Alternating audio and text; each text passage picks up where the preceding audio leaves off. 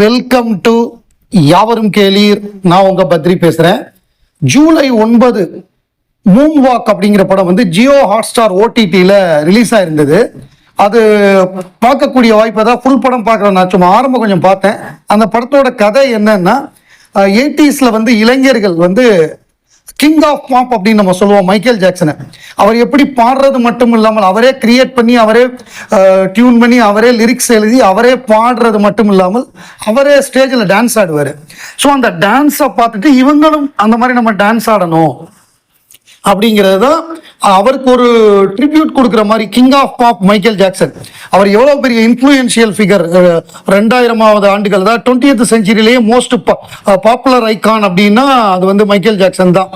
அவருடைய பாடல்கள் இன்னைக்கு வரைக்கும் நம்ம கேட்டுக்கிட்டு இருக்கோம். அவ்வளவு என்ன சொல்றது, மெமரபுளான ஒரு பாப் ஐகான் அப்படின்னு சொல்லலாம்.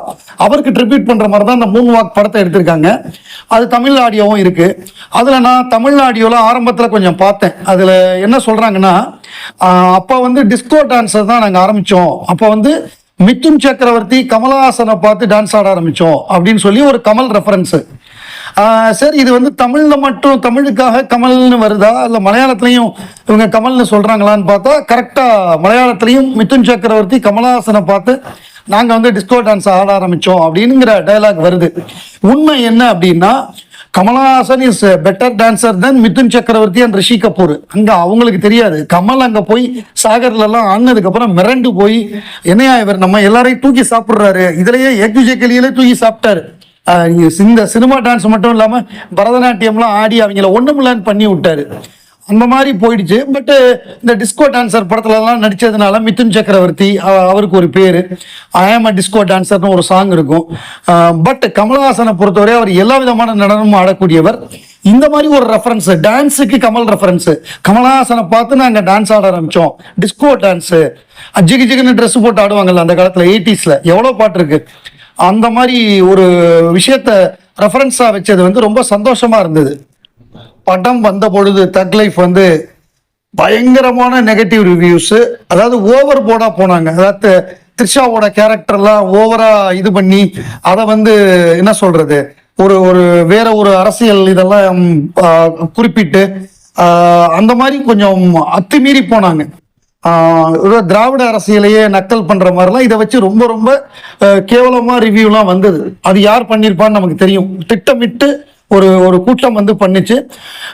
இது வந்து என்னன்னா, படம் வந்து ரிலீஸ் ஆகி சரியா போல. ஓடிடியில் 28வது நாள் வந்துருச்சு. 100 கோடி தான் கலெக்ட் பண்ணிச்சு படம். ஓடிடியில் வந்த பிறகு முதல் நாள் எப்பொழுதுமே அந்த படம் வந்து டாப் 10ல வந்து வராது, ரேட்டிங்ல வராது.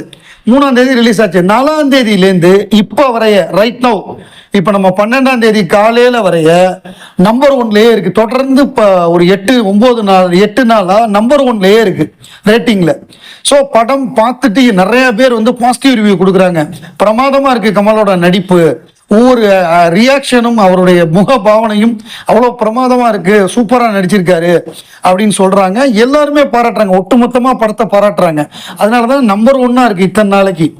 ஸோ அதான் இந்த பிரேம்குமார் சொன்ன மாதிரி நெகட்டிவ் ரிவ்யூ பண்ணி படத்தை காலி பண்ணிட்டானுங்க.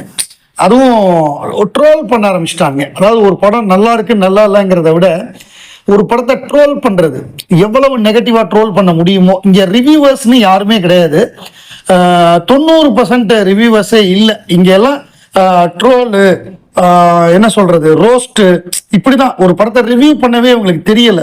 ஃபிலிம் அப்ரிசியேஷன்னா என்னங்கிறத வந்து ஸ்கூல்லையே பாடமா வைக்கணும். இதை ரொம்ப காலமா கமலஹாசன், பாலு மகேந்திராலாம் 80கள்லேருந்தே சொல்லிட்டு இருக்காங்க. அதை இப்ப திருப்பி பண்ண வேண்டியிருக்கும் போல் இருக்கு. ஃபிலிம் அப்ரிசியேஷன் அப்படிங்கிறத வந்து அட்லீஸ்ட் ஒரு கிளப், சினிமா கிளப்புங்கிற மாதிரி ஸ்கூல்ல வச்சு அவங்க என்னென்ன படங்கள் பார்க்கணும், எப்படி பார்க்கணும், ஒரு படத்தை எப்போ போறப்பவே இந்த படத்தை நான் ட்ரோல் பண்றேன்னு யாரும் போகக்கூடாது. படம் நல்லா இல்லைன்னா அப்செட் ஆகிறது வேற.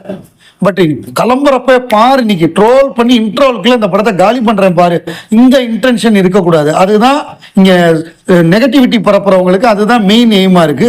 அதுல நிறைய படங்கள் வந்து அஃபெக்ட் ஆயிருக்கு. அதுல தக் லைஃபும் ஒண்ணு இப்ப நல்லா இருக்குங்கிறாங்க நெட்ஃபிளிக்ஸ்ல பார்த்துட்டு. ஸோ யார் சொல்றதை கேட்டும் இன்ஃப்ளூயன்ஸ் ஆகாதீங்க. நீங்க எல்லாம் திங்க் பண்ணி ஒரு முடிவெடுங்க அப்படிங்கறதான் நம்முடைய ரிக்வஸ்ட். சீமா மலையாளத்துல வெட்டரன் ஆக்ட்ரஸ். ஐவி சசியுடைய ஒய்ஃப், கமலஹாசனுக்கு ரொம்ப க்ளோஸான டைரக்டர் ஐவி சசி.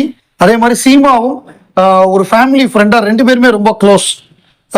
இப்போ வந்து சமீபத்தில் வந்து அவங்க ஒரு பேட்டி கொடுத்துருக்காங்க, ஒரு அவார்டு வாங்கியிருக்காங்க. அந்த அவார்டு வாங்கும் பொழுது ஸ்டேஜ்லையும் பேசியிருக்காங்க, ஒரு பேட்டியும் பார்த்தேன், ரெண்டுமே பார்த்தேன், இப்போதான் பார்த்தேன். அதில் என்னன்னா அவங்க சொல்கிறாங்க, அவங்களுக்கு ஒரு ஃபோன் கால் வந்திருக்கு, ஒரு அனானிமஸ் ஃபோன் கால், யாருன்னே சொல்லலை. நான் வந்து இது பார்த்தேன், பனி படம் பார்த்தேன். பனிங்கிறது இப்போ லேட்டஸ்டாக ஜோஜு ஜார்ஜ் எடுத்த படம். நானும் அந்த படத்தை பார்த்தேன் சோனி லீவில். ஒரு பயங்கரமான படம் அது. நல்லா டைரக்ட் பண்ணியிருந்தார் ஜோஜு ஜார்ஜ். அந்த படத்தை பார்த்துட்டு கமல் வந்து அந்த படத்தில் உள்ள பல பேருக்கு ஃபோன் பண்ணி பேசியிருக்காரு. பிரமாதமாக நடிச்சிருக்காங்க அந்த ரெண்டு பசங்க, என்ன போட்டிருக்காங்க, அவங்கள கூப்பிட்டு பேசியிருக்காரு. பின்னிட்டாங்க அப்படின்னு சொல்லி இவர்கிட்டையும் பாராட்டியிருக்காரு, ஜோஜு ஜார்ட்டையும். அவங்க அந்த அதில் வந்து அம்மாவா நடிச்சிருக்கிற சீமா, கமலோட ஒரு காலத்தில் கதாநாயகியா நடித்தவங்க, அதாவது கமலை விட வயசு பெரியவங்க. அந்த காலகட்டத்தில் இவங்கெல்லாம் வயசாயிடுச்சு. மது, பிரேம் நசீருக்கெல்லாம் வயசானதுனால அங்கே இளைஞர்களே இல்லை, யங் ஹீரோவே இல்லாமல் கமல் போய் அந்த பற்றாக்குறையை தீர்த்து வச்சார். மம்முட்டி மோகன்லாம் வர்ற வரைய அவர் தான் அங்கே அந்த குறையை தீர்த்து வச்சார். அதுக்கப்புறம் தமிழுக்கே வந்துட்டாரு. அந்த மாதிரி காலகட்டத்தில் நிறைய படங்கள் சீமாவோட நடிச்சிருக்காரு.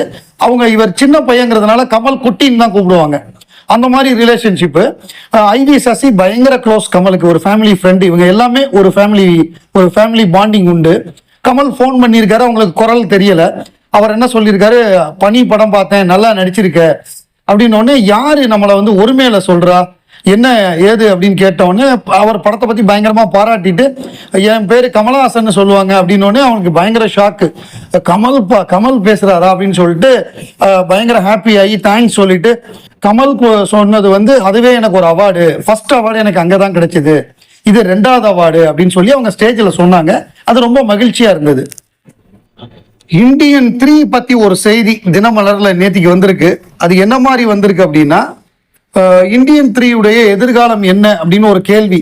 இப்ப என்னன்னா, 2 பேர், ஒன்னு கமலஹாசன், இன்னொன்னு சங்கர், 2 பேரும் ஏதோ ஒரு பெரிய ஹிட்டு கொடுத்துட்டு அதுக்கப்புறம் வேணா இந்த படத்தை ரிலீஸ் பண்ண வாய்ப்பு இருக்குங்கிற மாதிரி சொல்றாங்க. இன்னும் கொஞ்ச நாள் படப்பிடிப்பு வேற இருக்கு, அதை எடுத்து முடிக்கணும். பட் இப்போதைக்கு ஒரு ஹிட்டு தேவைப்படுது. எய்தர் கமல் ஆர் சங்கர் அவங்க ஒரு ஹிட் படம் கொடுத்துட்டு அதுக்கப்புறம் வேணா இதை கொடுக்கலாங்கிற மாதிரி ஒரு பிளான்ல இருக்கிறதா சொல்றாங்க. இப்ப வந்து சங்கர் வந்து வேல்பாரி படத்தை இயக்க போறாரு, அதுக்கான அறிவிப்பு இன்னைக்கு வரும்னு சொல்றாங்க. இன்னைக்கு வந்து காமராஜர் அரங்கமா சென்னையில ஒரு ஆடிட்டோரியத்துல வேல்பாரி 1 லட்சம் புத்தகம் வித்திருக்கு. 1 லட்சம் காப்பி வித்ததுக்கு ஒரு விழா நடக்குது. அந்த விழாவில் வந்து டைரக்டர் சங்கர், ரஜினிகாந்த், அதை எழுதின Venkatesan MP, Madurai MP, communist MP, அவங்கெல்லாம் கலந்துக்கிறாங்க. அதுல வந்து இந்த வேல்பாரி சம்பந்தமா ஒரு அறிவிப்பு வரும்னு சொல்றாங்க. அது எவ்வளவு தூரம் உண்மைன்னு தெரியல. அந்த அறிவிப்பு வருதா இல்ல அடுத்தாப்புல வந்து கமல் சாருடைய படம் ஆகஸ்ட் மாசம் ஆரம்பிக்குது. அந்த படம் ஆரம்பிச்ச பிறகு, அது வெளிவந்த பிறகு இந்தியன் 3 பத்தி ஒரு வாய்ப்பு இருக்குங்கிற மாதிரியாக இந்த செய்தி வந்திருக்கு.